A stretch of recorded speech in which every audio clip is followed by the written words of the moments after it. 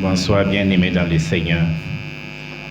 Bienvenue à ce 55e café littéraire biblique sur l'évangile selon Saint Jean.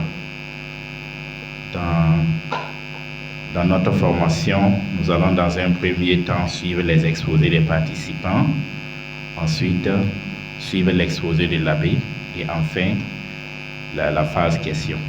Voilà.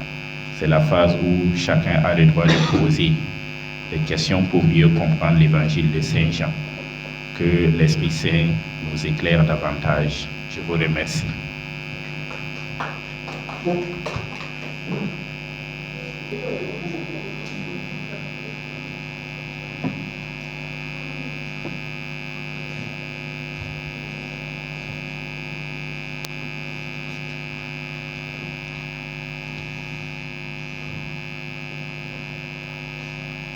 Bonsoir à vous tous. Nikiema Déborah et moi, Marie-Louise Kaboré, nous sommes de la paroisse Notre-Dame de la Padoie, CCB Saint-Jean-Bosco, coordination Dominique Savio, secteur Saint-Mathieu. Et nous avons travaillé sur le chapitre 1 de Saint-Jean. Ce chapitre comprend 51 versets avec 3 parties. La première partie, du verset 1 au verset 18, c'est le prologue qui nous présente Dieu le Père qui est à l'origine de la création et Jésus-Christ, le premier-né de toute la créature. Et nous avons Jean le Baptiste qui nous rend ce témoignage. Jésus est le Christ, le Fils de Dieu, le Fils unique engendré. Et nous pouvons faire un parallèle entre l'Ancien et le Nouveau Testament. L'Ancien, c'est Moïse qui est l'Alliance et Jésus-Christ est l'Alliance nouvelle. La deuxième partie, c'est du chapitre 19, c'est du verset 19 au verset 34. C'est le témoignage de Jean-Baptiste sur Jésus-Christ, l'agneau de Dieu. Il reconnaît, lui, humble serviteur, il est simplement la voix. Il est humble et il s'efface devant le Christ. Il est celui à qui la grâce a été donnée de le reconnaître. Celui sur qui tu vas voir l'Esprit Saint descendre, c'est lui qui baptise avec le feu et avec l'Esprit Saint. Donc Jean rend ce témoignage, il est le premier qui l'atteste, l'agneau de Dieu, le Christ. Le chapitre, la troisième partie, du verset 35 au verset 51, c'est l'appel des premiers disciples. Les premiers disciples, nous avons d'abord André, qui était un disciple de Jean-Baptiste, et nous avons son frère Pierre, Philippe et Nathanaël. Et ils ont tout laissé pour suivre Jésus, connaître où il demeure, et chacun avec son humeur. Donc, Nathanaël nous dit, à Nazareth, peut-il sortir quelque chose de bon? Et Jésus lui dit, viens et tu verras. Qu'est-ce que nous pouvons retenir au niveau des versets? Moi, je retiens le verset 1, qui dit, au commencement était le Verbe. Et le verset 4, ce qui fut en lui était la vie. Et les références avec le Nouveau Testament, nous avons Saint Matthieu, chapitre 3, verset 1 à 12, Saint Marc, chapitre 1, verset 2 à 8, Luc, chapitre 3, 15 à 17, Colossiens 1, 15 à 20. Et ce que je retiens, c'est qu'il nous donne la nature même de Jésus. Il est Dieu, même nature que le Père. Et avec l'Ancien Testament, nous retenons Genèse 1 à 5, Exode 33, 20, Ecclésiastique 43, 31, Deutéronome 18, 18, qui fait un parallèle entre la création en 6 jours et le début du chapitre de Saint Jean, c'est toujours au commencement était le Verbe. Et il montre aussi que Jésus est le prophète qui vient remplacer Moïse. Donc c'est ce que, si nous lisons, nous pouvons retenir cela. Donc, le message que je retiens, c'est que Jésus nous appelle comme Saint Jean-Baptiste à être témoins.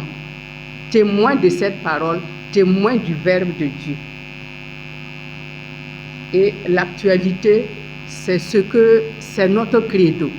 Quand nous disons que Jésus est consubstantiel au Père, même Dieu, même nature. Nous avons beaucoup qui n'aiment pas entendre cela et qui disent que Jésus n'est pas Dieu. Et voilà la preuve que Jésus est Dieu. Saint Jean nous l'atteste. Alors nous pouvons, comme exhortation, Seigneur Jésus, notre Rédempteur, apprends-nous à toujours rendre témoignage à ta lumière, à la parole, au Verbe de Dieu, ce que tu fais aussi dans nos vies. Nous sommes tes disciples et comme tu l'as promis, nous voyons dans nos vies de chaque jour de grandes choses. Apprends-nous à être témoins de ton évangile, de cette parole que nous avons à travers la lecture de la Bible. Merci.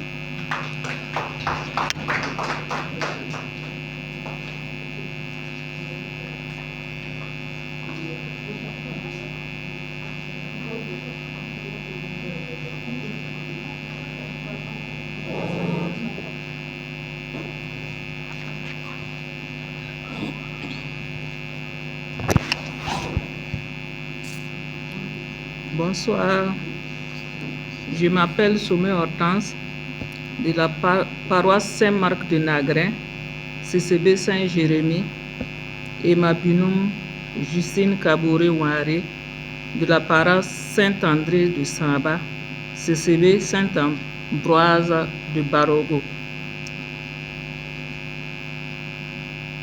Nous exposons sur le chapitre 2 de Saint Jean.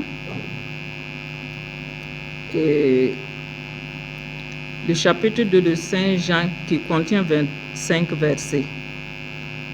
Il se dégage, selon nous, 3 parties, dont la première porte sur le premier miracle ou signe de Jésus qui marque le début de sa vie publique. Notre deuxième partie parle de la purification du temple. Ici, Jésus appelle à la conversion.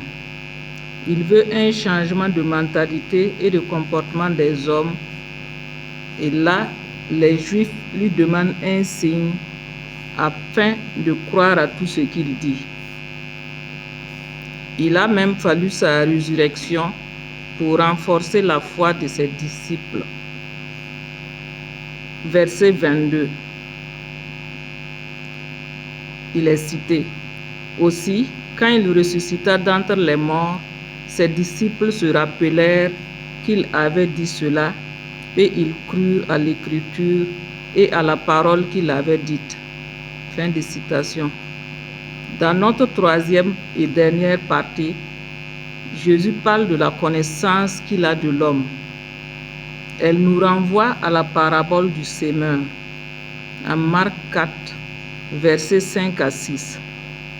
Je cite, « Une autre partie tomba sur un sol pierreux où il y avait peu de terre. Les grains poussèrent aussitôt parce que la couche de terre n'était pas profonde. Quand le soleil fut plus haut dans le ciel, il brûla les jeunes plantes. Elles se desséchèrent parce que leurs racines étaient insuffisantes. » Fin de citation. C'est à la vue de ces signes que beaucoup crurent en Jésus. Mais est-ce pour longtemps? Au verset 24, mais Jésus, lui, ne se fiait pas à eux parce qu'il les connaissait tous. Unité des thèmes qui se dégagent, c'est que l'homme a besoin de signes pour croire à la parole de Dieu. Les versets significatifs, dans les versets 5, je cite, « Tout ce qu'il vous dira, faites-le. » Le verset 11, « Tel fut le premier des signes de Jésus.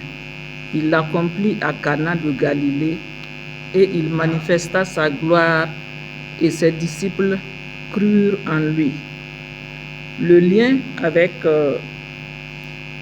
l'Ancien Testament, le verset 13 de Saint Jean est en lien avec Exode 12, versets 1 à 27. Lien avec le Nouveau Testament, le verset 14 de Saint Jean avec Marc 11, verset 15, et le verset 19 de Saint Jean avec Marc 14, verset 58, ou Marc 15, verset 29.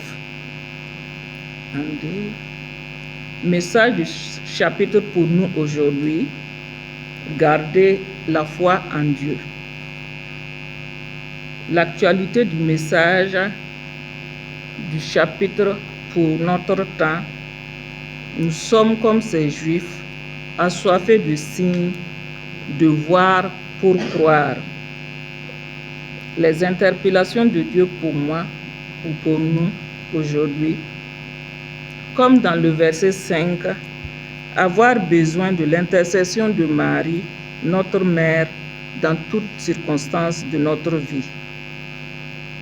Exhortation: l'appel au changement. Ne faites pas de la maison de mon Père une maison de commerce, et à la conversion. Que Dieu nous y aide.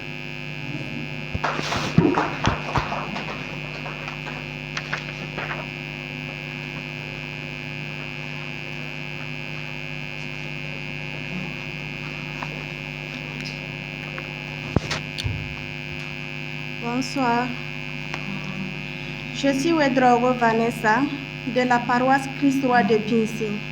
Coordination Saint-Gaston, CCB Saint-Albert-le-Grand. Mon binôme, c'est Madame Palme Céline de la paroisse Notre-Dame de Fatima, CCB Saint-Cyprien. Nous vous présentons le chapitre 3 de l'Évangile selon Saint Jean. Le chapitre 3 de l'Évangile selon Saint Jean est composé de 36 versets, répartis sur 2 grandes parties.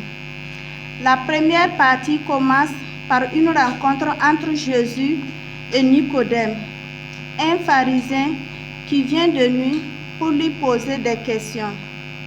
Jésus lui parle de la nouvelle naissance, l'expliquant que pour entrer dans le royaume de Dieu, il faut être né de l'Esprit. Jean 3, 5. Cela met en avance la dimension spirituelle, la foi chrétienne qui dépasse la simple naissance physique. Ensuite, Jésus lui explique le rôle central du Fils de l'homme en faisant allusion à Moïse levant le serpent dans le désert. Jean 3, 14. Et annonçant sa propre crucifixion comme moyen de salut pour l'humanité. L'un des versets les plus célèbres du Nouveau Testament se trouve dans ce chapitre 3. Dans ce chapitre, Jean 3,16. Car Dieu a tant aimé le monde qu'il a donné son Fils unique, afin que quiconque croit en lui ne périsse pas, mais qu'il aille la vie éternelle. Ce verset résume le message de Dieu et le salut offert par la foi en Jésus-Christ. La deuxième partie se résume à l'idée que celui qui vit dans la vérité vient à la lumière, tandis que ceux qui agissent mal cherchent à se cacher. Ce chapitre met donc l'accent sur la transformation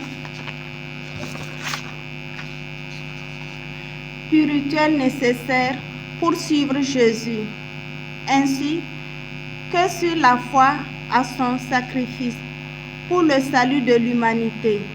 Comme lien avec le Nouveau Testament, titre 3, 5, et dans l'Ancien Testament, Ézéchiel 36, 25 à 27.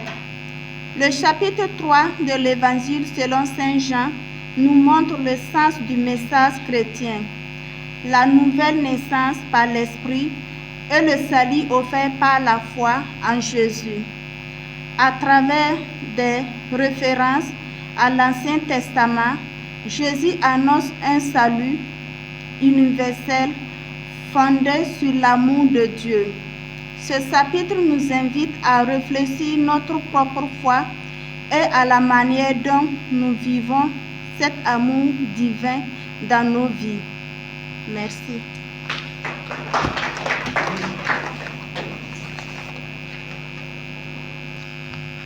Bonsoir, Marc Lévier, de la paroisse Saint-François d'Assise, coordination Saint-Paul, CCB Sainte-Cécile.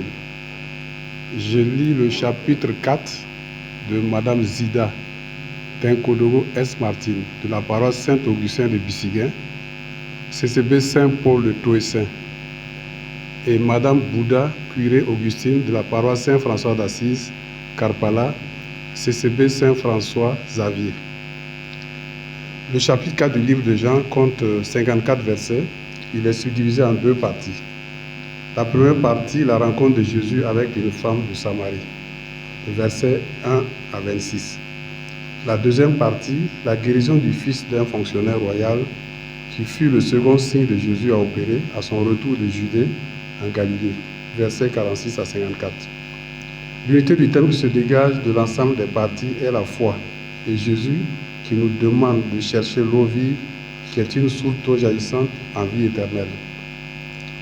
Les deux versets qui nous ont le plus touchés sont le verset 10, Jésus lui répondit, « Si tu savais le don de Dieu, et qui est celui qui te dit, donne-moi à boire, c'est toi qui l'aurais prié et il t'aurait donné de l'eau vive. » Le verset 14, « Mais qui boira de l'eau que je lui donnerai n'aura plus jamais soif. L'eau que je lui donnerai deviendra en lui source d'eau jaillissante en vie éternelle. »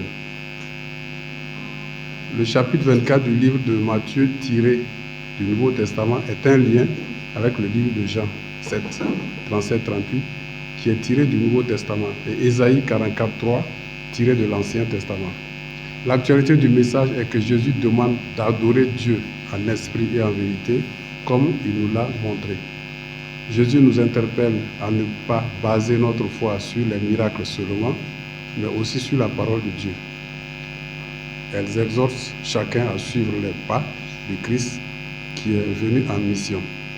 Nous sommes tous chacun en mission comme Jésus dans notre milieu de vie et nous devons porter l'évangile partout et à tous pour l'édification de notre Église, famille de Dieu. Amen.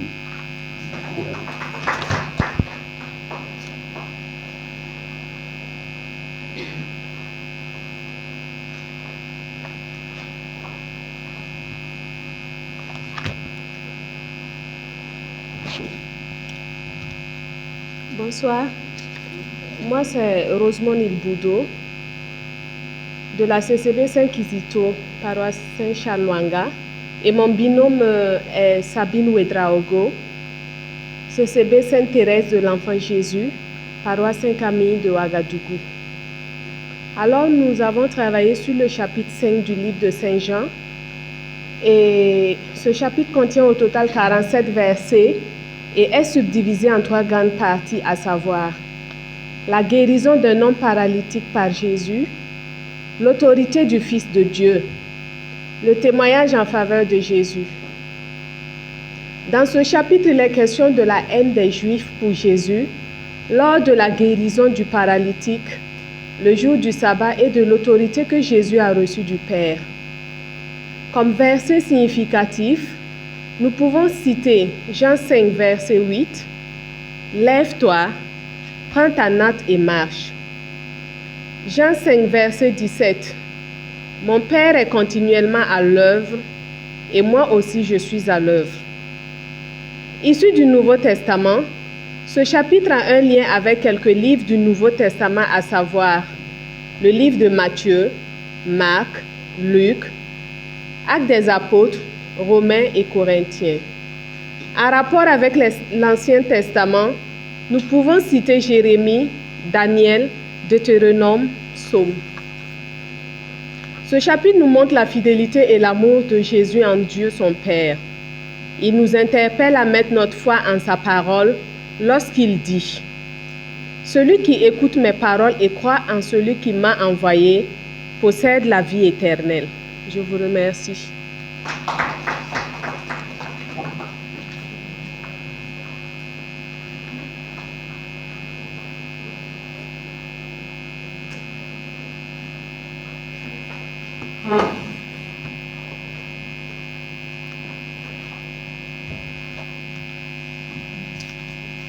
Bonsoir, chers frères et sœurs. Je suis Alexis Sombrouma de la paroisse Saint-Camille, coordination Saint-Camille de 1800 logements, CCB Saint-Joseph. Mon binôme est Pierre Balima, de la paroisse Notre-Dame de Fatima d'Assasoko, CCB Saint-Cyprien. Le chapitre 6 de l'Évangile selon Saint Jean contient 71 versets. Il est subdivisé en 4 parties qui sont la multiplication des pains, versets 1 à 15. Jésus marche sur la mer, versets 16 à 21. Discours de la synagogue de Capharnaüm, versets 22 à 66. Et la confession de Pierre, des versets 67 à 71. Unité du thème. Les signes que Jésus nous donne nous révèlent que nous sommes faits pour Dieu et pour la vie éternelle. Et que Jésus est le garant et la seule voie de salut. Verset significatif, le verset 27. Travaillez non pour la nourriture que se perd, mais pour la nourriture qui demeure en vie éternelle, celle que vous donnera le Fils de l'homme, car c'est lui que le Père, Dieu, a marqué de son sceau. Il y a du chapitre avec d'autres thèmes, Ancien Testament, Exode 16 à 20, Exode 33 à 20, Psaume 78, 18 à 24. Dans le Nouveau Testament, Matthieu 14, 13 à 33, Marc 6, 30 à 52, Luc 9, 10 à 17. Message du chapitre pour nous aujourd'hui. Verset 67. Voulez-vous partir vous aussi? Simon Pierre lui répondit, à qui irons-nous? Toi seul as les paroles de la vie éternelle. Exhortation. Aujourd'hui, lorsque nous sommes confrontés aux épreuves de la vie qui mettent à rude épreuve notre foi, nous pouvons être dans le doute, ne sachant à quel sens se vouer et vouloir chercher des solutions de nos problèmes ailleurs. Alors, rappelons-nous la confession de Pierre et gardons notre confiance en Dieu. À qui irons-nous, Seigneur? Toi seul as les paroles de la vie éternelle. Je vous remercie.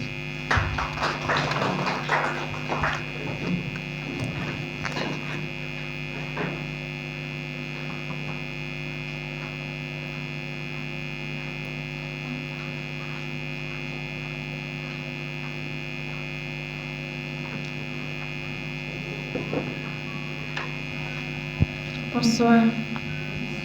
Moi, je suis Madame Nyoli Nisano Emma, paroisse Saint-Jean-Marie Vianney de Tambouy, coordination Saint-Jean-Baptiste, CCB Saint-Paul. Je lis l'exposé de Madame Ki Foro Angèle et de Madame Zungrana Pouda Sylvie.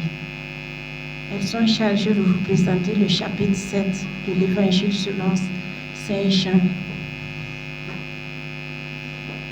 qui contient 53 versets et que elles sont subdivisées en 7 parties. Partie 1, versets 1 à 9. Les frères de Jésus l'incitent à monter en Judée pour la fête des tabernacles, pour se mettre en valeur par ses œuvres. Les incrédules sont toujours prêts à se glorifier, mais ce n'était pas le moment pour Jésus qui, dépendant de son Père, reste en Galilée. Partie 2, versets 10 à 18. Finalement, il y montera, mais en secret et non pour se glorifier. Il va au temple pour enseigner et se présente comme l'envoyé du Père qu'il cherche à glorifier. Partie 3, Il met en lumière l'hypocrisie des Juifs qui l'accusaient de ne pas respecter la loi lorsqu'un jour de sabbat, alors qu'eux-mêmes pratiquaient la circoncision le jour du sabbat. Partie 4. Les Juifs ne voyaient en Jésus qu'un homme ordinaire. C'est pourquoi Jésus rend témoignage avec insistance qu'il vient du Père qui l'a envoyé. Plusieurs commençaient à croire en lui. Aussi les pharisiens, craignant que toute la foule se tourne vers lui, cherchent à le prendre. Partie 5, versets 33 à 36. Mais ce n'était pas encore son heure de passer de ce monde au Père. Quand son heure viendra, ils ne le trouveront plus. Partie 6, versets 37 à 39. La dernière journée de la fête, il invite tous ceux qui ont soif, qui sentent un vide intérieur, à venir à lui, car il est la source des eaux vives et répond aux besoins. De plus, il communique l'esprit qui est en chacun une source intarissable. Chapitre 7. Cette parole provoque une division dans la foule entre ceux qui croient et ceux qui restent incrédules. Parmi les pharisiens, Nicodème, que Jésus a déjà enseigné au sujet de la nouvelle naissance, se démarque et encourt leur reproche. Le thème qui se dégage du chapitre 7, c'est le récit de la visite de Jésus à Jérusalem pour la fête des tabernacles, la possibilité de son arrestation et le débat sur son éventuelle matérialité. Les versets significatifs. Le verset 34. Vous me cherchez et vous ne me trouverez pas, et vous ne pouvez venir où je serai. Verset 37. Le dernier jour de la fête, le grand jour, Jésus, debout s'écria, si quelqu'un a soif, qu'il vienne à moi et qu'il boive. Verset 38. Celui qui croit en moi, selon le mot de l'Écriture, de son sein couleront des fleuves d'eau vive. Verset 39. Il parlait de l'Esprit qui devait recevoir ceux qui avaient cru en lui, car il n'y a pas encore d'Esprit parce que Jésus n'avait pas encore été glorifié. Le chapitre 7 de l'Évangile selon Saint Jean montre la dynamique de lutte entre le pouvoir et l'autorité de Jésus et le pouvoir de la religion et du gouvernement officiel. Le véritable disciple de Jésus devra s'attendre à une opposition sociopolitique et religieuse contraire à l'Esprit de Dieu. Que le Saint-Esprit nous y aide. Merci.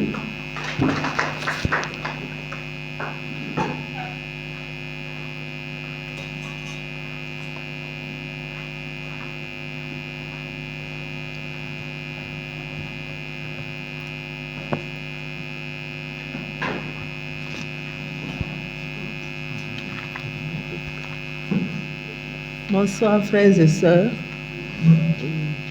Je présente, moi c'est Napon Alice, je présente l'exposé de Madame Lucie Comporé avec son binôme Félicité Bazongo, toute de la paroisse Notre-Dame des Apôtres de la Padoie, CCB Saint-Jean-Bosco. Elle vous présente le chapitre 8 de l'Évangile selon Saint Jean qui comprend 59 versets qu'elles ont subdivisés en deux parties. Partie 1, partie 1, Jean 8, 1, 11. Jésus qui fait preuve de compassion et de miséricorde envers la femme adultère. Partie 2, Jean 8, 12, 59. Jésus, le Dieu de vérité, qui sauve l'homme de l'esclavage du péché. Dans ce chapitre 8, il nous est présenté que Dieu et l'homme en conflit. La première partie nous enseigne l'incroyable compassion et pardon de la part de Jésus. En tant que ses disciples, nous devons apprendre de son exemple et montrer aux personnes de notre vie le type de compassion et de pardon que Jésus est prêt à nous accorder. En outre, restons humbles.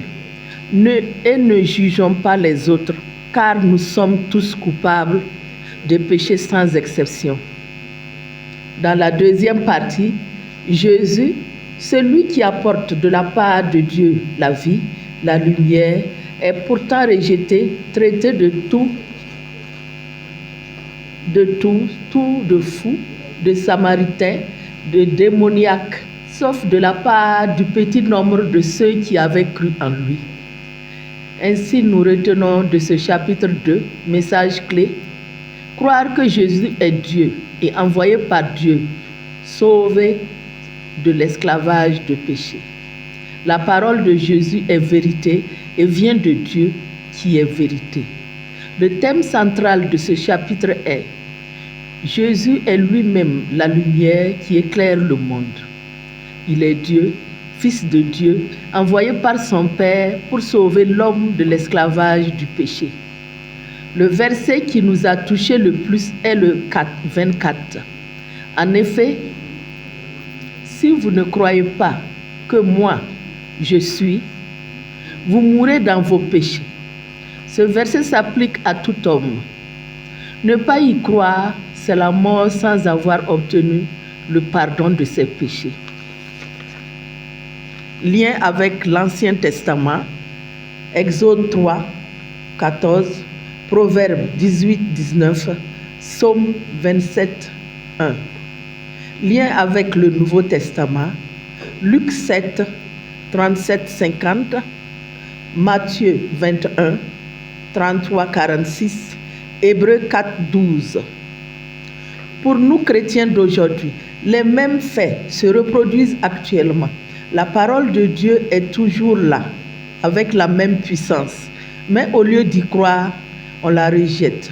La majorité ouvertement, d'autres qui ne voudraient pas être comptés dans ce nombre l'admettent partiellement, à des degrés divers. Beaucoup ne reconnaissent pas Jésus comme le Fils éternel de Dieu. Le Christ nous exhorte à demeurer dans sa parole, c'est-à-dire la mettre en pratique dans une obéissance persévérante et en vivre par l'intelligence, par la conscience, par le cœur. Un vrai chrétien demeure en Jésus dans sa parole. Il cherche à mieux la comprendre et à y obéir. Aussi, chers frères et sœurs, que Dieu veille se servir de ce que nous venons d'exposer dans ce chapitre pour nous convaincre qu'il faut croire à la parole de Dieu, croire en Jésus-Christ, Fils de Dieu, mort sur la croix pour nous donner la vie. Sinon, nous mourrons dans nos péchés. Que l'Esprit Saint nous aide à savoir écouter et vivre la parole de Dieu chaque jour, malgré les découragements du monde. Marie, Mère humble et obéissante, la première en chemin, intercède pour nous. Amen.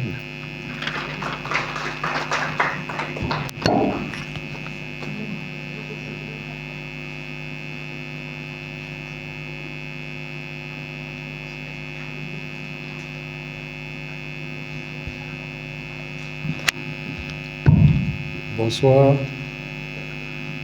Marc Lébier, paroisse Saint-François d'Assise, CCB Sainte-Cécile. Je lis pour pour Sawadogo Kestaba Louis Arnaud, la paroisse Saint-François d'Assise, CCB Saint-Paul, et son binôme Antoine Nyamba. L'exposé porte sur le chapitre 9 qui contient 41 versets et qui se subdivise pour nous en 4 parties. La première partie, qui va du verset 1 à 7, traite de la manifestation de la grâce de Dieu dans nos vies. En effet, ce passage nous montre que nos conditions mortelles ne sont pas toujours l'œuvre de nos péchés ou de ceux de nos pères, mais le chemin et les épreuves que nous devons parcourir et subir afin d'accéder pleinement à la grâce de Dieu, la grâce que Dieu réserve pour nous. Nous sommes tous, en tant que chrétiens, des instruments de la manifestation de la gloire de Dieu. La deuxième partie va du verset 8 au verset 15, nous exhorte à être des témoins vivants et manifestes de la gloire de Dieu. Ainsi, nous devons toujours professer de la grandeur et des biens de Dieu dans nos vies, le choix du fleuve Siloé nous montre que Dieu nous envoie en mission auprès de nos frères. Il nous appelle à être des témoins vivants de sa parole et de sa puissance qui transcende tout, à être sel et lumière de la terre comme Jésus l'a été pour nous. La troisième partie qui va du verset 15 au verset 34 nous montre que tout comme les pharisiens, nous sommes souvent incrédules ou aveugles face à la grandeur de Dieu. Nous avons par moments une incapacité à reconnaître la vérité divine. Aussi, cette partie nous montre que, tout comme les parents de l'aveugle qui n'ont pas voulu répondre pour leur enfant, nous avons peur par moments de témoigner de notre Seigneur et Sauveur par peur, conformisme ou crainte des représailles du monde. Ainsi donc, par l'attitude courageuse de l'aveugle qui a témoigné des faits de Jésus et qui a été chassé du temple, le Seigneur Jésus-Christ nous montre que de ne pas craindre d'être rejeté par le monde à cause de notre foi. La dernière partie qui va du verset 35 à 41 nous montre que Jésus est la vraie lumière du monde. En effet, Jésus nous dit dans ce passage que si nous acceptons de nous laisser guider par lui, il sera notre chemin véritable vers Dieu. Il nous montre dans ce passage que bien des fois, notre cécité n'est pas physique, mais par moments spirituelle. L'unité du thème entre les différentes parties est le témoignage de la grandeur, de l'amour véritable et inconditionnel de Dieu. Dieu nous appelle à toujours être de ses témoins et de se laisser guider par lui. Verset significatif, verset 31, nous savons que Dieu n'exauce point les pécheurs, mais si quelqu'un l'honore et fait sa volonté, c'est celui-là qui l'exauce. Lien avec d'autres passages de la Bible, Isaïe 35, 4 à 5, Isaïe 42, 6 à 17. Interpellation de Dieu pour nous, les chrétiens. Bien de fois, en tant que chrétiens, nous avons fait preuve de cécité spirituelle face aux œuvres du Seigneur dans nos vies ou celles d'autrui. Dieu nous demande de toujours nous laisser guider par son Esprit Saint afin que nous soyons lumière de ce monde davantage obscurci par nos péchés. Exhortation finale, que Dieu qui a fait le ciel et la terre et tout ce qui l'habite nous donne son Esprit Saint afin que nous soyons toujours les témoins vivants et véritables de son amour et de sa royauté suprême. Amen.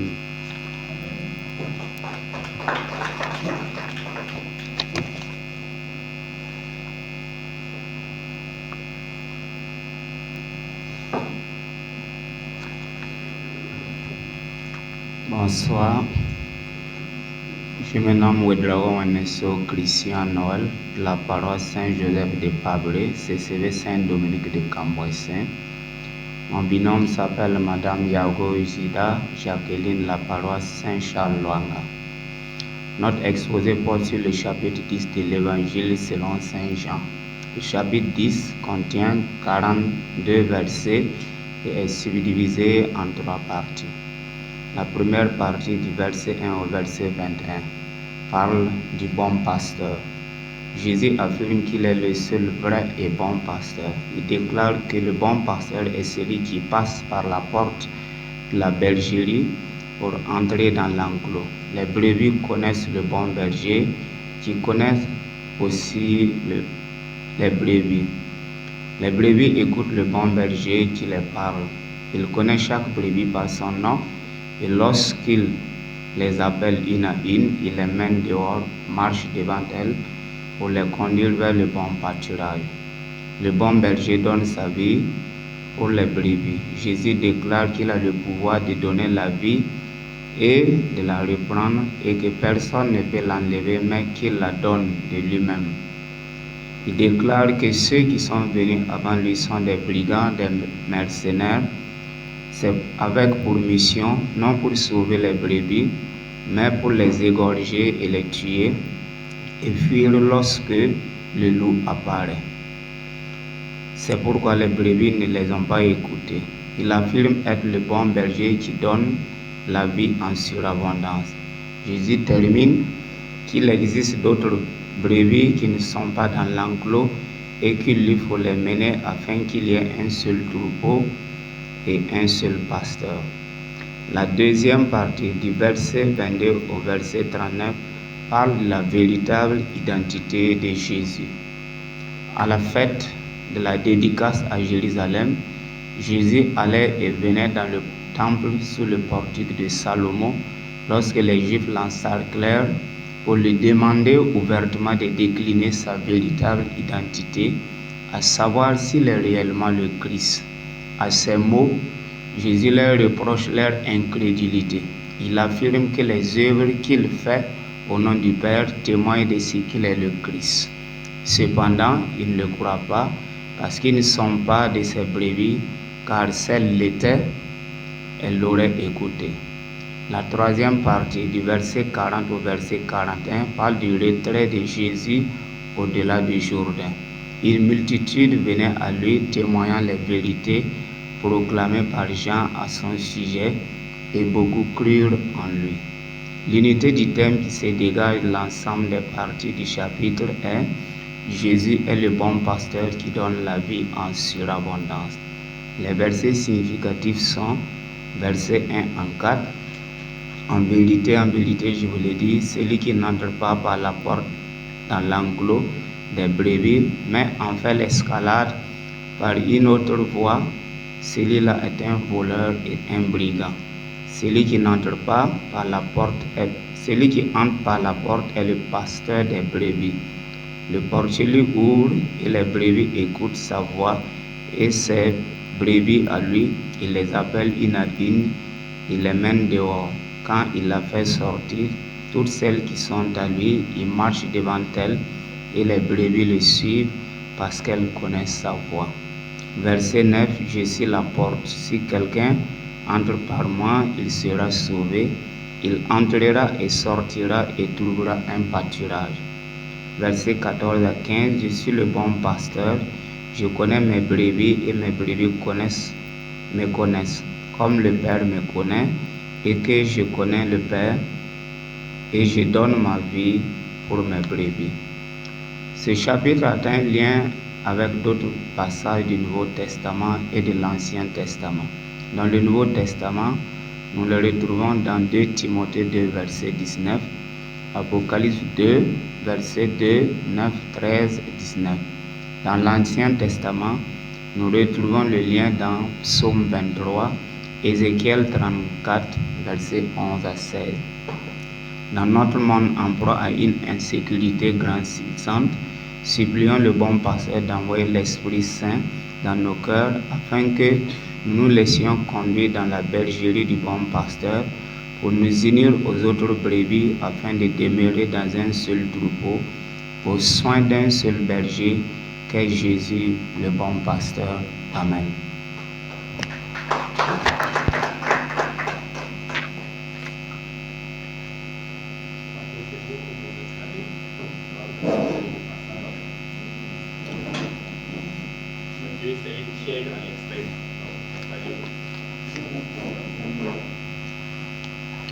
Bonsoir. Je suis Déborah Nikiema et je lis l'exposé du chapitre 11 de l'évangile de Saint Jean pour Dipama Elodie de la paroisse Notre-Dame de Fatima CCB Sainte-Honorine, et moi je suis de Notre-Dame des Apôtres CCB Saint-Jean-Bosco.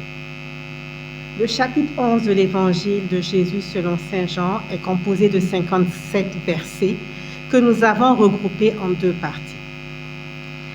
La première, du verset 1 à 44, nous parle de la résurrection de Lazare. En effet, Marthe et Marie font part de la maladie de leur frère Lazare au Seigneur. Ils s'attardent jusqu'à ce qu'il rende l'âme. Et arriva finalement le 4e jour, et Jésus le ramena spectaculairement à la vie. En fait, arrivé devant le tombeau, le Seigneur fit enlever la pierre qui le recouvrait et ordonna avec autorité à Lazare de sortir de là. Ainsi, le Seigneur, pris de compassion, venait de faire une démonstration de son pouvoir sur la mort. Cette action a été plus motivée par Marthe, qui plaçait une indéniable confiance dans le Christ par rapport à la résurrection des morts. Cependant, nous voyons du verset 45 à 57 que cet acte du Seigneur ne restera pas impuni.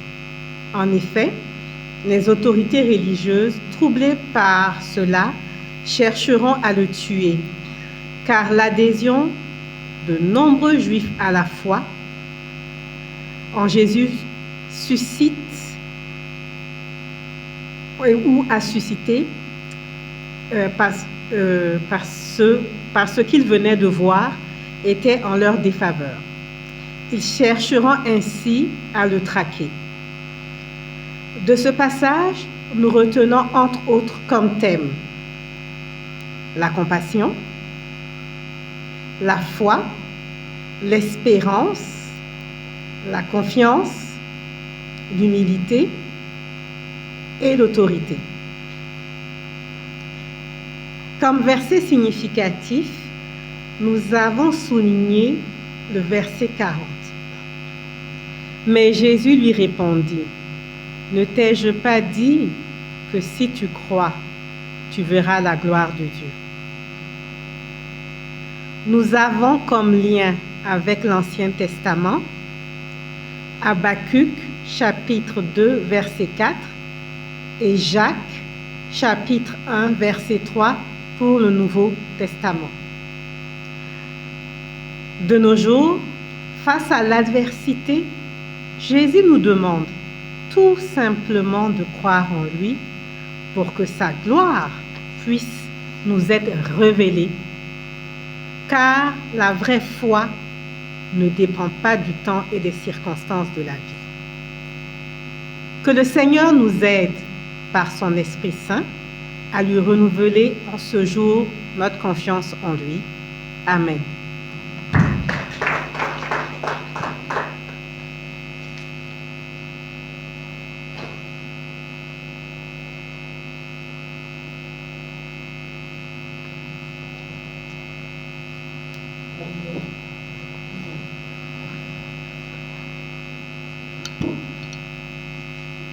Bonsoir, chers frères et sœurs.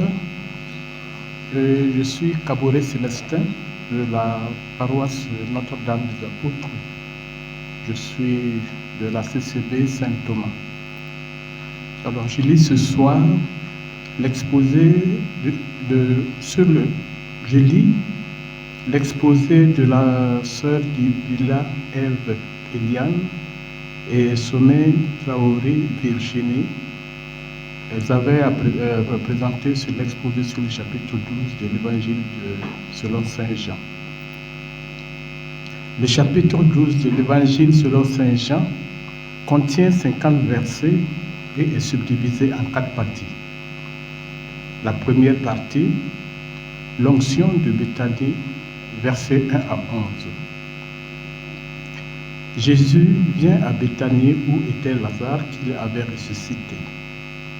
Pendant que Marthe servait le repas, Marie, prenant une livre d'un parfum de nard pur de grand prix, oignit les pieds de Jésus et les essuya avec ses cheveux. Jésus, ayant entendu Judas l'Iscariote se plaindre de ce geste, il dit alors, « Laisse-la, c'est pour le jour de ma sépulture qu'elle devait garder ce parfum. » Les grands prêtres décidèrent de tuer aussi Lazare parce que beaucoup de Juifs, à cause de lui, s'en allaient et croyaient en Jésus. En deuxième partie, nous avons l'entrée messianique de Jésus à Jérusalem, du verset 12 à 19. La foule nombreuse venue pour la fête apprit que Jésus venait à Jérusalem, prirent des rameaux, des palmiers et sortit à sa rencontre, et ils criaient, « Hosanna, béni soit celui qui vient au nom du Seigneur, le roi d'Israël. » La foule qui était avec lui quand il avait ressuscité Lazare des morts lui rendit témoignage. C'est pourquoi la foule vint à sa rencontre. Alors les pharisiens se dirent entre eux, vous voyez que vous ne gagnez rien. Voilà, le monde est parti après lui. En troisième partie, Jésus annonce sa glorification par sa mort, versets 20 à 36. Il y avait quelques Grecs et ceux qui montaient pour adorer pendant la fête. Ils voulaient voir Jésus. Ils sont donc passés par Philippe.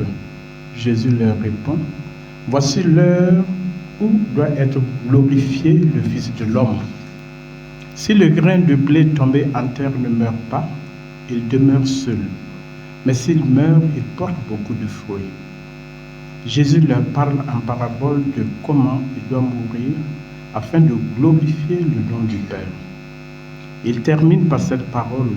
« Tant que vous avez la lumière, croyez en la lumière afin de devenir des fils de lumière. » En quatrième partie, nous avons l'incrédulité des Juifs, du verset 37 à 50.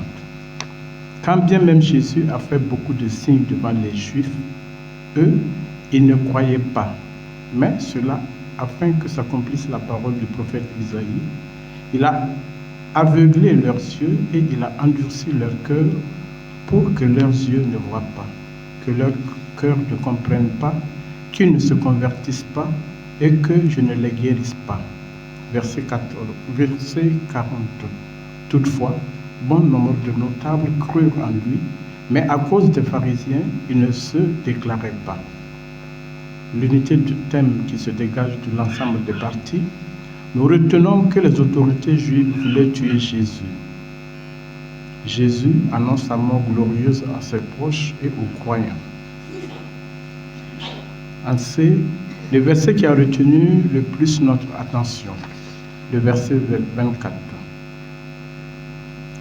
qui s'intitule « En vérité, je vous l'ai dit, si le grain de blé tombé en terre ne meurt pas, il demeure seul, mais s'il meurt, il porte beaucoup de fruits. » Lien avec d'autres passages dans la Bible. Le Nouveau Testament, nous avons Luc 19 au verset 28 à 38, l'entrée messianique. Chez Matthieu, nous avons le chapitre 21, le verset 1 à 10. Là aussi, on parle d'entrée messianique. Dans l'Ancien Testament, nous avons Isaïe 6, verset 1 à 4, pour l'exhortation. Le message que nous retenons de ce chapitre est que Jésus nous exhorte, à l'instar des Juifs, à croire en lui avant qu'il ne soit trop tard. Bientôt, le règne de Satan prendra fin pour laisser place au règne de Christ. Par sa mort et sa résurrection, le Christ attirera tous les hommes à lui. Merci.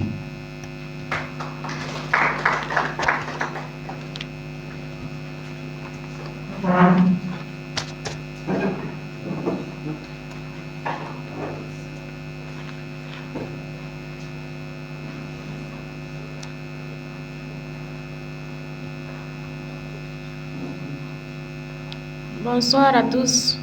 Je suis Palme Céline de la paroisse Notre-Dame de Fatima, CCB Saint-Cyprien.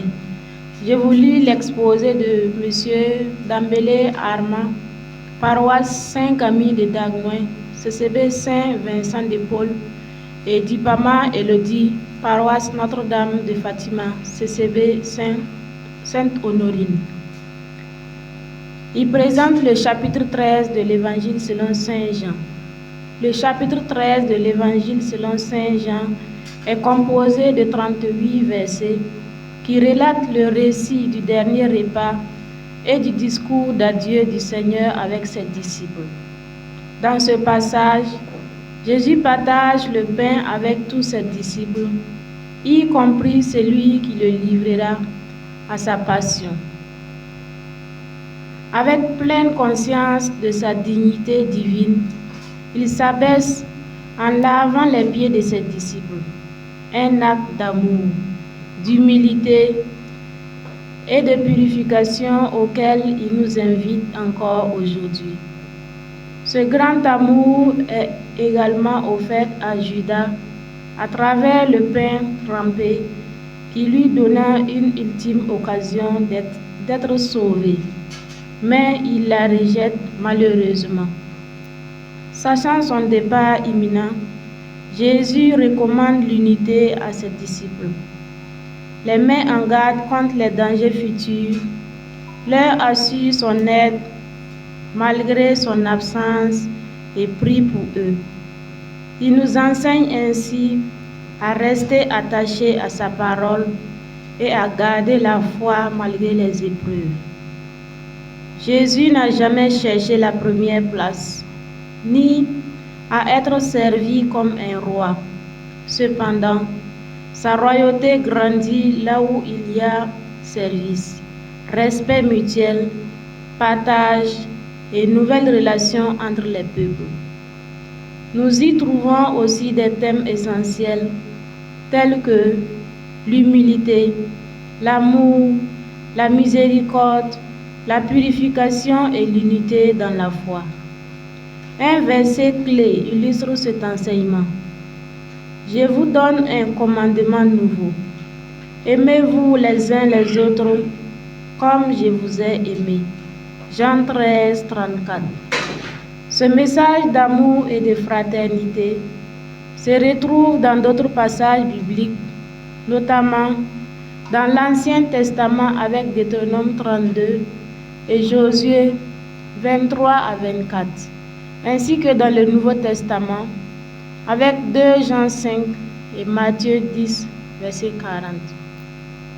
À travers ce passage, nous sommes appelés à être imitateurs du Christ, en faisant preuve d'amour et d'humilité envers notre prochain. Cela implique de bannir l'orgueil dans nos familles, nos services et nos ministères, de prêter l'oreille aux faibles et de servir avec humilité et amour. Que le Seigneur nous aide à suivre cet enseignement. Amen.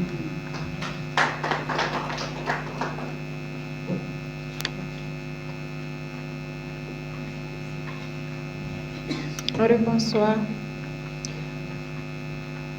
Moi, c'est Madame Nioli, paroisse Saint-Jean-Marie Vianney, CCB Saint-Paul, coordination Saint-Jean-Baptiste, avec pour binôme Yanero Edwige Adida. Nous sommes chargés de vous présenter le chapitre 14 de l'Évangile selon Saint Jean, qui contient 31 versets. Nous avons gardé ce chapitre en une seule partie qui forme un tout. En effet, il nous amène à comprendre la mort comme un lieu de vie.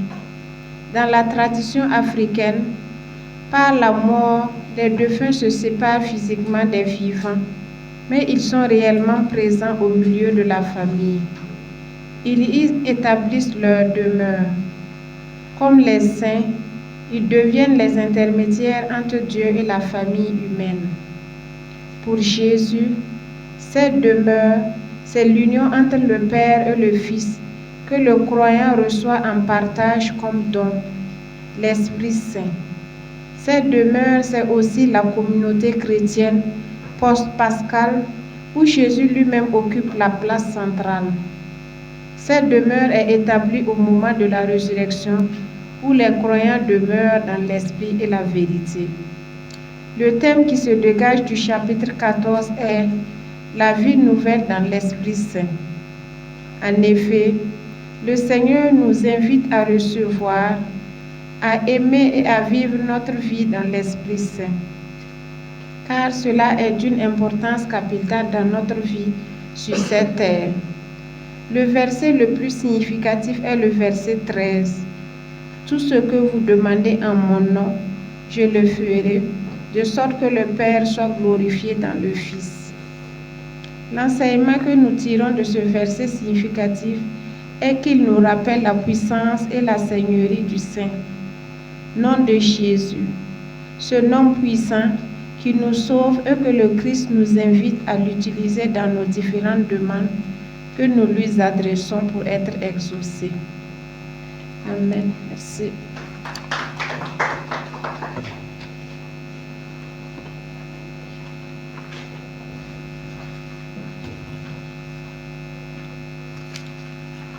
Je m'appelle Éric Ilbodo. Je présente pour Segda Geneviève de la paroisse Saint-Augustin de Bisquet, CCB Saint-Jean-Baptiste de Baseco et Namoano et Mbado Adolphe de la paroisse Saint-Charles-Luanga. Ensemble, ils présentent le chapitre 15 de l'évangile selon Saint Jean, qui contient 27 versets et peut être subdivisé en 3 parties. Première partie, les disciples, les sarments de la vraie vigne, versets 1-11. Jésus, la vraie vigne. Jésus se présente comme la vraie vigne et ses disciples comme les sarments. Seule une union constante avec lui permet de porter du fruit. Je suis la vigne, vous êtes les sarments. Celui qui demeure en moi et moi en lui, celui-là porte beaucoup de fruits, car en dehors de moi, vous ne pourrez rien faire. Deuxième partie, le commandement de l'amour mutuel, versets 12 à 17. Jésus donne le commandement suprême de s'aimer les uns les autres comme lui a aimé ses disciples. Il n'y a pas de plus grand amour que de donner sa vie pour ses amis. Verset 13. Troisième partie, les persécutions que les disciples subiront. Verset 18-27. Les disciples et le monde. Jésus avertit ses disciples des persécutions qu'ils rencontreront en raison de leur fidélité à lui. Cependant, l'Esprit Saint, le Paraclet, les assistera. Si le monde vous hait, sachez qu'il m'a haï avant vous. Unité de thème. Le chapitre 15 de Saint Jean développe la communion des disciples avec Jésus, la vigne, l'amour comme principe de vie communautaire et la fidélité à Jésus dans un monde hostile. 1 ou 2 versets significatifs. Jean 15, 5. Je suis la vigne, vous êtes les sarments. Jean 15, 12. Voici mon commandement. Aimez-vous les uns les autres comme je vous ai aimé. Lien avec d'autres passages de la Bible dans l'Ancien Testament. Ézéchiel 17, 6, 8. Isaïe 5, 1, 7. Osée 10, 1. Psaume 89, 17. Dans le Nouveau Testament, Matthieu 21, 33, 44. Matthieu 22, 37, 40. Acte 5, 41. Message pour nous, chrétiens d'aujourd'hui. Le chapitre 15 nous rappelle que notre vie spirituelle dépend de notre communion avec Jésus. Sans lui, nous sommes stériles. L'amour mutuel est un témoignage puissant dans un monde souvent marqué par la division et la haine. Suis-je un sarment qui demeure fermement attaché à Jésus? Comment puis-je concrétiser l'amour fraternel dans ma famille, mon travail ou ma communauté? Suis-je capable d'aimer mon prochain? Suis-je prêt à rester fidèle à Jésus face aux défis ou rejet du monde? Suis-je prêt à être une identification de Jésus-Christ lui-même? Le Fils ne nous aime pas d'un amour quelconque, mais de l'amour dont il est aimé par son Père. Restez enracinés en Jésus, la vraie vigne. Cultivez l'amour, fruit de cette communion, et laissez-vous guider par l'Esprit Saint dans les épreuves. Je vous remercie.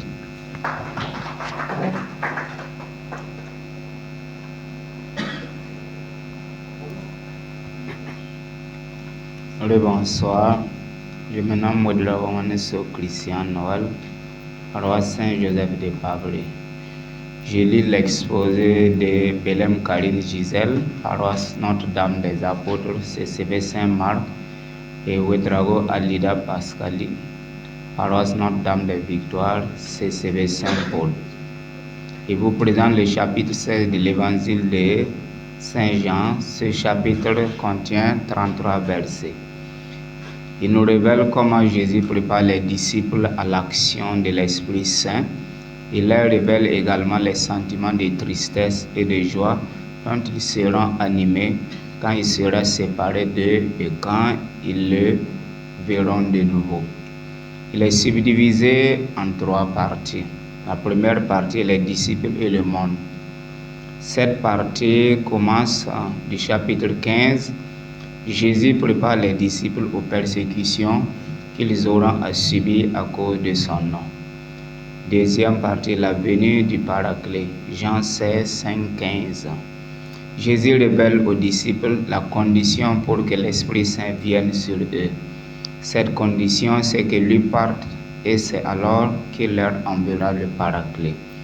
Troisième partie, l'annonce d'un prompt retour. Jean 16, versets 16 à 33. Jésus annonce aux disciples qu'ils seront tristes parce qu'il doit quitter le monde et aller vers le Père, mais qu'il les verra de nouveau et leur cœur sera dans la joie et nul ne pourra enlever leur joie. L'unité de thème qui se dégage de l'ensemble des parties est la promesse faite par Jésus à ses disciples de leur envoyer l'Esprit Saint après qu'il aura quitté le monde pour aller vers le Père. Comme verset significatif de ce chapitre, on peut retenir le verset 33 qui dit « Dans le monde, vous aurez à souffrir, mais gardez courage, j'ai vaincu le monde. » Le chapitre 16 a un lien avec l'Ancien Testament et le Nouveau Testament dans les passages suivants. Ézéchiel 39, 29, Luc 6, 22, 23, 1 Corinthiens 7, 17 et 1 Jean 2, 27. Le Seigneur a promis à ses disciples qu'il leur enverrait l'Esprit Saint. Aujourd'hui, nous aussi sommes appelés à recevoir l'Esprit Saint.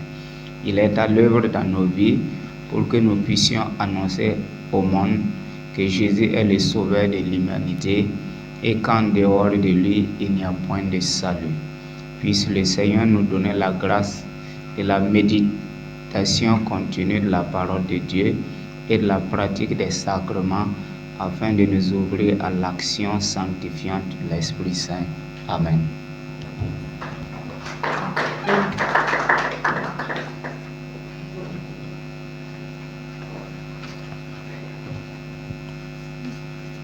Bonsoir à tous. Je suis Traoré Badina Marie Cynthia de l'église Notre-Dame des Apôtres de la Padoie, CCB Jean 23 de Ouaga 2000, et mon binôme Madame Traoré Via Marceline de la même paroisse. Nous avons l'honneur de vous présenter le chapitre 17 de l'Évangile selon Saint Jean, du verset 1 au verset 26. Tout au long de ce chapitre, le Christ nous enseigne que tout réside dans la prière à Dieu le Père, à travers lui qui intercède pour nous. Jésus nous a transmis la parole de Dieu afin qu'aucun d'entre nous ne se perde dans ce monde où nous sommes appelés à faire sa volonté pour un passage glorieux vers le ciel. Il demande à Dieu de nous garder unis, un comme il l'est avec lui, car en le restant, nous vaincrons le monde pour sa gloire. D'où Jésus prie le Père de le glorifier, afin que lui aussi le glorifie selon le pouvoir qu'il lui a donné sur toute chair pour la vie éternelle. Au verset 15, Jésus prie le Père de ne pas enlever ses enfants du monde, mais de les garder du mauvais, car ils ne sont pas du monde, tout comme lui. Il demande de les sanctifier dans la vérité qui est sa parole. Jésus nous envoie dans le monde comme son Père l'a envoyé, afin que nous soyons sanctifiés dans la vérité comme lui-même. Chers frères et sœurs, mettons en pratique la parole de Dieu qui est la vérité pour mériter la vie éternelle, car le Christ veut que là où il est, nous soyons aussi avec lui pour contempler sa gloire que Dieu lui a donnée parce qu'il l'a aimé, lui qui existait avant la fondation du monde. Que l'amour de Jésus à travers sa parole nous éclaire et nous conduise à la vie éternelle. Amen.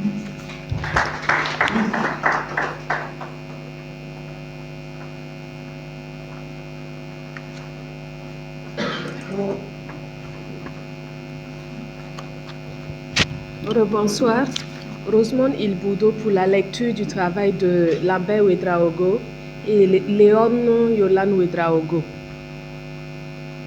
Ce travail porte sur le chapitre 18 de l'Évangile selon Saint Jean et comporte 40 versets.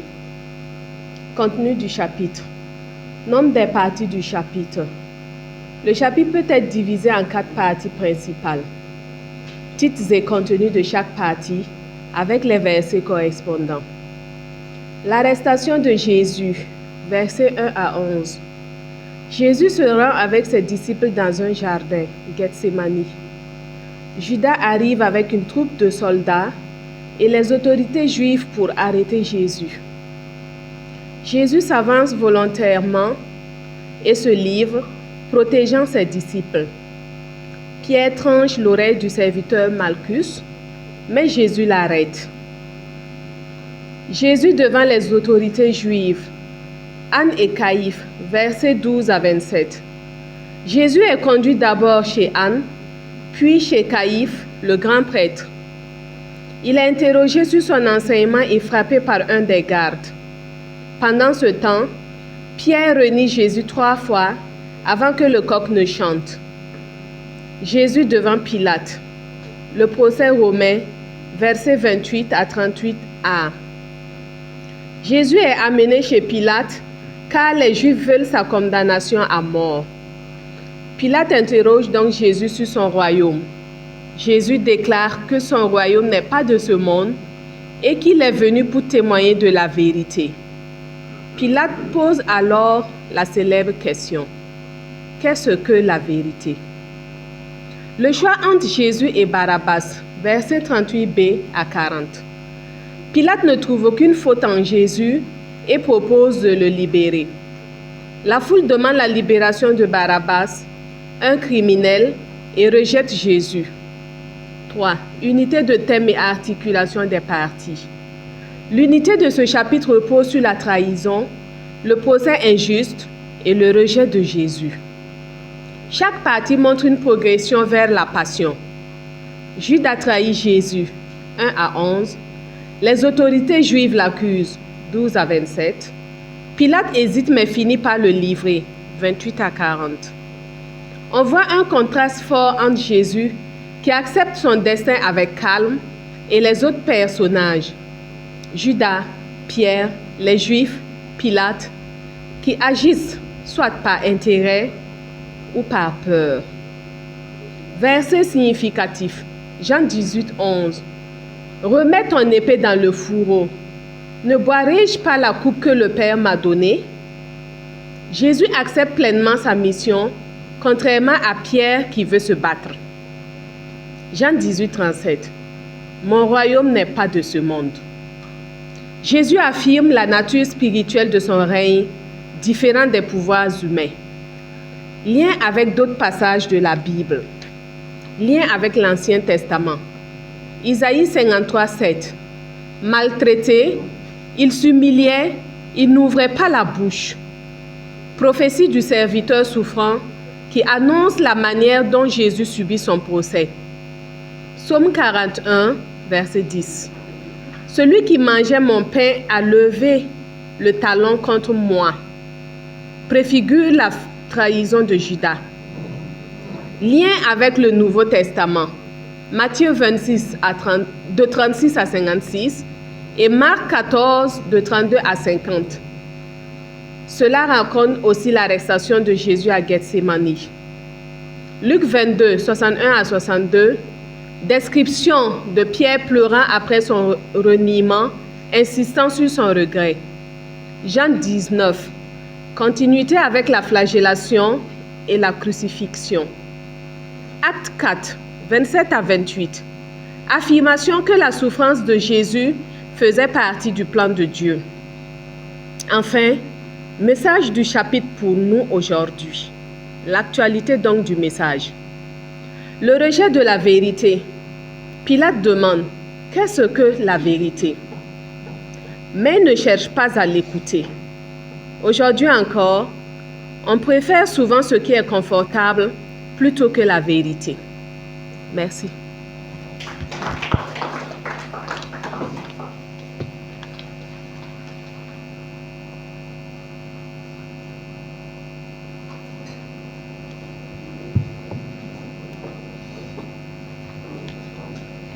Bonsoir à tous. Je suis Salvador Filamente, paroisse Notre-Dame de Fatima, CCB Saint-Moïse. Je suis chargée de vous présenter l'exposé de M. Jean-Grégoire Corgo, paroisse Saint-Guillaume de Tanguin, CCB Sainte-Famille de Nazareth, et sa binôme Mme Barry Newedrago Daniel, paroisse Saint-Jean-Marie Vianney, CCB Saint-Augustin. Nous vous présentons le chapitre 19 de Saint Jean qui compte 42 versets. Nous l'avons subdivisé en 4 parties. Le jugement de Jésus par Pilate, le verset 1 à 16. Jésus est conduit devant Ponce Pilate, qui tente de le libérer, reconnaissant son innocence. Sous la pression des chefs religieux juifs et de la foule, réclamant sa crucifixion, Pilate cède finalement. Il présente Jésus couronné d'épines et vêtu d'un manteau pourpre en déclarant « Voici l'homme ». Mais la foule exige sa mort au nom de la loi, l'accusant de s'être fait fils de Dieu.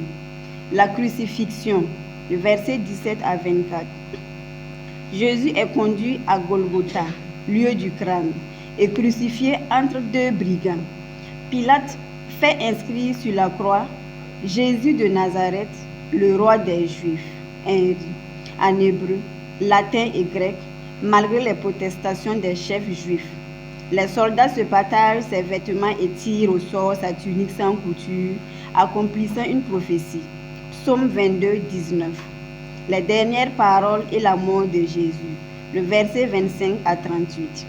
Jésus confia sa mère Marie aux disciples qu'il aimait, traditionnellement identifiés à Jean, symbolisant la naissance d'une communauté spirituelle. Il déclare « Tout est accompli » avant de mourir, montrant sa souveraineté jusqu'à la fin. Un soldat perce son côté avec une lance, d'où sortent du sang et de l'eau, évoquant des thèmes sacramentaux, baptême, Eucharistie, et prophétique. Zacharie 12, verset 10. L'ensevelissement, le verset 39 à 42. Joseph d'Arimathie, disciple secret, et Nicodème, qui est pharisien, demandent le corps de Jésus. Il l'enveloppe dans les linges avec des aromates, conformément aux coutumes juives, et le dépose dans un tombeau neuf près du lieu de la crucifixion. Lien avec l'Ancien Testament, Psaume 22, verset 19. Vêtements et tire au sort sa tunique sans couture, accomplissant une prophétie prophétique. Zacharie 12, verset 10. Alors, je répandrai sur la maison de David et sur les habitants de Jérusalem un esprit de grâce et de supplication. Et ils tourneront les regards vers moi, celui qu'ils ont percé. Ils pleureront sur lui comme on pleure sur un fils unique. Ils pleureront amèrement sur lui comme on pleure sur un premier-né. Baptême Eucharistie. Un soldat perce son côté avec une lance, d'où sortent du sang et de l'eau, évoquant des thèmes sacramentaux, baptême Eucharistique. Le contexte actuel. Dans notre contexte actuel, pour étouffer la vérité ou faire du mal, des gens sont accusés et tués à tort. Prions que la mort du Seigneur soit toujours une révélation de sa gloire et la victoire sur le mal. Amen.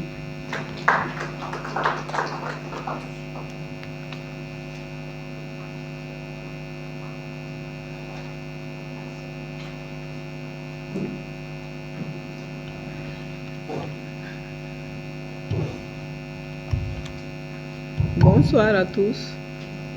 Je suis Madame Traoré Via Marceline de la Padoie.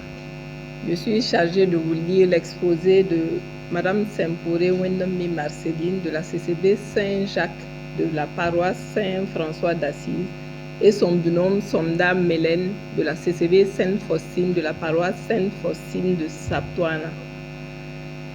Elles sont chargées d'exposer sur le chapitre 20 de l'évangile de Jean. Décrit la résurrection de Jésus et ses apparitions aux disciples. Il contient 31 versets et met en lumière la victoire du Christ sur la mort ainsi que l'envoi des disciples en mission. Il est divisé en 5 parties. La découverte du tombeau vide. Marie de Magdala se rend au tombeau de Jésus très tôt et le trouve vide. Elle informe Pierre et Jean qui courent au tombeau et constatent que le corps de Jésus n'est plus là. Jean voit et croit bien qu'ils ne comprennent pas encore l'écriture annonçant la résurrection. Jésus apparaît à Marie de Magdala. Marie pleure près du tombeau lorsqu'elle voit 2 anges assis à l'endroit où reposait le corps de Jésus. Puis elle aperçoit Jésus mais ne le reconnaît pas immédiatement. le prenant pour le jardinier.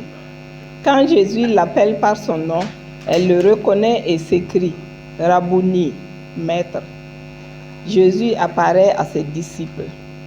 Le soir du même jour, les disciples sont réunis dans une maison, les portes fermées par crainte des autorités juives. Jésus leur apparaît et leur dit « La paix soit avec vous ». Il leur montre ses mains et son côté, prouvant qu'il est bien ressuscité. Il souffle sur eux et leur donne le Saint-Esprit, leur confiant la mission de pardonner et de retenir les péchés. L'incrédulité de Thomas a son acte de foi. L'un des disciples, Thomas, n'était pas présent lors de la première apparition. Quand les autres lui annoncent que Jésus est vivant, il refuse de croire sans voir et toucher. 8 jours plus tard, Jésus lui apparaît et l'invite à toucher ses blessures. Thomas s'exclame « Mon Seigneur et mon Dieu ». Jésus lui dit « Heureux ceux qui croient sans avoir vu ». Les miracles de Jésus. Jean explique que Jésus a accompli beaucoup d'autres signes, mais que ceux écrits ici visent à faire croire que Jésus est le Christ afin d'avoir la vie en son nom. 2 versets significatifs du chapitre 20 de l'Évangile. Parce que tu m'as vu, tu as cru. Heureux ceux qui n'ont pas vu et qui croient et qui ont cru. Ce verset souligne l'importance de la foi, même sans preuve tangible. Jésus félicite ceux qui croient en lui sans l'avoir vu physiquement. Jean, mais ces choses ont été écrites afin que vous croyiez que Jésus est le Christ, le Fils de Dieu, et qu'en croyant, vous ayez la vie en son nom. Lien entre Jean 20 et d'autres passages de la Bible. Le psaume 16, le verset 10. Car tu n'abandonneras pas mon âme au séjour des morts, tu ne permettras pas que ton sein voie la corruption. Ce verset annonce la résurrection du Messie, qui ne connaîtra pas la décomposition. Jean 20 montre son accomplissement avec la résurrection de Jésus. Isaïe 53, 10, 11. Il plairait à l'Éternel de le briser par la souffrance. Après avoir livré sa vie en sacrifice pour le péché, il verra une postérité et prolongera ses jours. Cette prophétie d'Isaïe trouve son accomplissement dans la mort et la résurrection de Jésus, comme le décrit Jean. Lien avec le Nouveau Testament. Matthieu 28, 5 à 6. Il n'est pas ici car il est ressuscité comme il l'avait dit. Ce passage confirme la résurrection annoncée dans Jean 20. Luc 24, 25 à 27. Jésus explique aux disciples d'Emmaüs que toutes les Écritures, y compris Isaïe 53, annonçaient sa mort et sa résurrection. 1 Corinthiens 15, 3 à 4. Paul rappelle que la mort et la résurrection de Jésus sont confirmées aux Écritures en lien direct avec Jean. Jean 20. Le message de Dieu pour nous aujourd'hui à travers Jean 20. La résurrection est la victoire sur la mort et l'espérance pour l'humanité. Jésus ressuscité montre que la mort n'a pas le dernier mot. Cela nous rappelle que malgré les épreuves, Dieu a le pouvoir de transformer la souffrance en vie nouvelle. Jésus nous appelle personnellement comme il a appelé Marie-Madeleine par son nom. Dieu nous connaît personnellement et nous invite à une relation vivante avec lui. La paix et le pardon sont offerts à tous. Jésus dit à ses disciples, « La paix soit avec vous ». Il nous offre aujourd'hui la paix intérieure malgré les incertitudes du monde. De plus, il donne à son Église. Amen.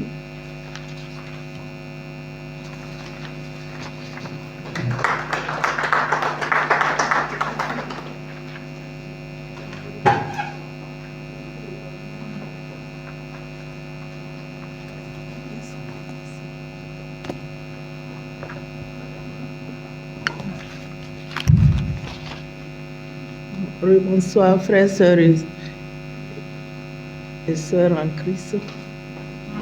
Bonjour à tous et à toutes. J'expose pour Madame Kaboré Neyamuro Michel, paroisse Christ-Roi de l'univers de Piscine, CCB Saint-Joseph, avec son binôme.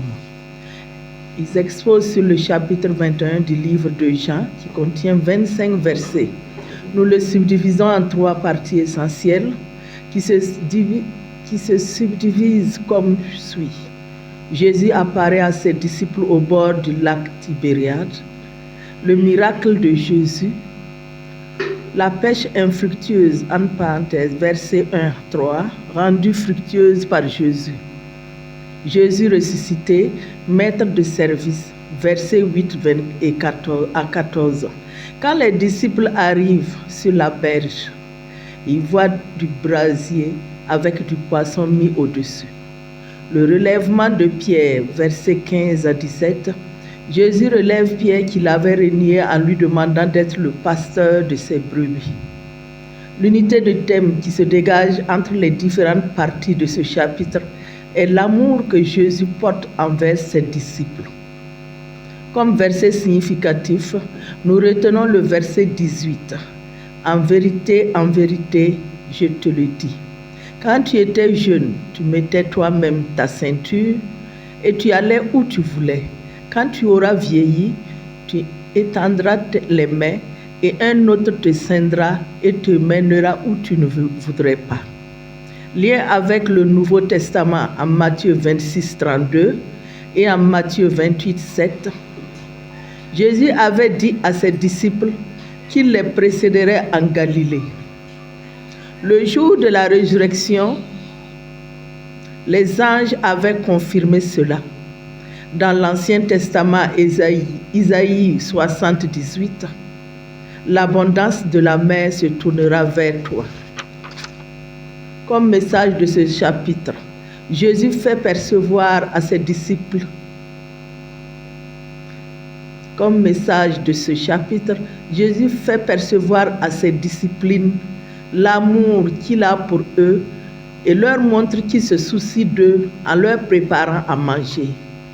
Donc Jésus nous exhorte à l'amour envers les uns les autres. Nous ne saurions terminer notre exposé sans prier. Seigneur Jésus, aide-nous à nous aimer les uns les autres.